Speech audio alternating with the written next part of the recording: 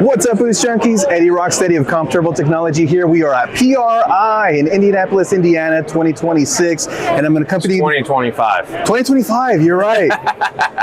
PRI 2025 at the Comp Turbo booth. That's right. And I'm joined by the infamous Joey Hiykel, aka Beater Bomb. Yep. Dude, it's good to see you again. It's good to see you every year or anywhere I get the chance. But you've been running Comp Turbo for a little while now, man. Yeah. And you've been accomplishing a lot, man. The small tire world has kind of been turned upside down, and yeah, I've been loving it. I came on board, almost 2 years now, over 2 years, and been running the twin 88 millimeter turbos. Nice. And most recently, I actually switched to a LS small block, and gutsy enough, I kept the 88s because I knew my horsepower goals and knew what I wanted to accomplish, and they spool great on that small motor. From going from the big block to the small motor, not really any difference. They make some serious power. That's good, man. I'm glad they're working out for you, dude. Oh yeah, I love them. Nice. And then you're using oilless turbochargers. Oh yeah, Oilless.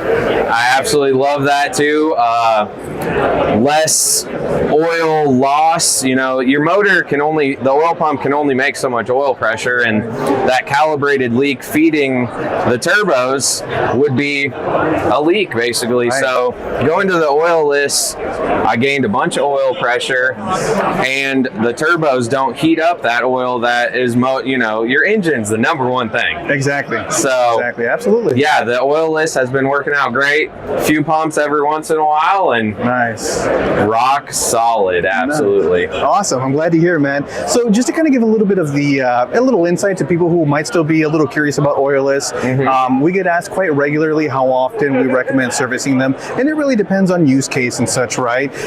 You want to give, maybe for those who aren't super familiar, you want to give them a little rundown on the type of racing that you do, your maybe intervals in between, pulls and passes, and how often you lube your turbos? For sure, yeah. So my car doesn't have any coolant or water in it, so I am a 100% drag car, push to the lanes, push back. I warm it up in the pits ahead of time, but very, very low run time. It is an absolutely serious race car, so it is purpose built for one thing: go fast, and that's it. So the run time on my turbos is pretty low, but I pump them every event, usually about 5 runs, and overall you can't really over grease them. Right.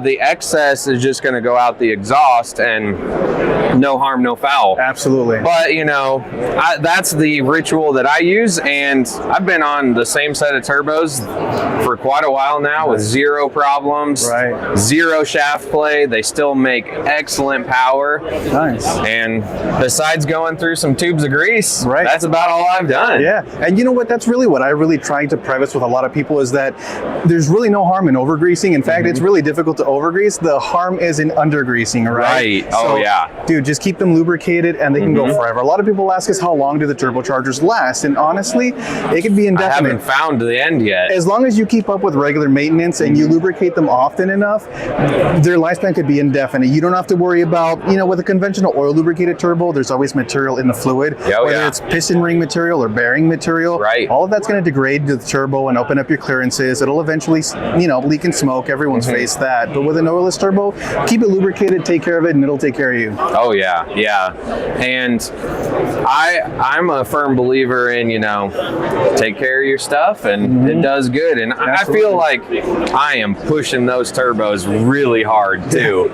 So a few extra pumps here and there, it doesn't hurt. Doesn't hurt at all. Absolutely. Right on, man. And just a little reminder for some of us, man. Yeah. What was on a small tire, what was that infamous ET you recently ran, and what size tire did you do it on? So I have a couple world records. I went 438 on a 26-inch slick, and most recently with the small block LS, I set the stock block world record at 4.06. Congratulations, man. Yeah, That's impressive so stuff, man. And on a 26-inch tire, especially that first. I mean, it blew my mind, dude. I saw the video. Challenging. I saw the video, and dude, that's insane. Oh dude. yeah. You had a hard time keeping the front down the entire pass too, dude. That is wild. Those tires are, I call them golf cart tires. Yeah. They are so small and they're very temperamental. So it's like a light switch. Either they're going to hook or spin. And I was having some troubles with them spinning, so I added some weight in the back, and gotcha. You get wheelies out of that. Oh yeah, no doubt. That's awesome, man. And I'm glad you've been having all this great success. And we're super happy to have you as part of the family, man. And we're incredibly fortunate you've been able to do all that with our, technology right along there with you. So it's been an absolute honor, man. And we're super happy to have you on board. No, man. I really Keep kicking appreciate ass, it. dude. Thank you.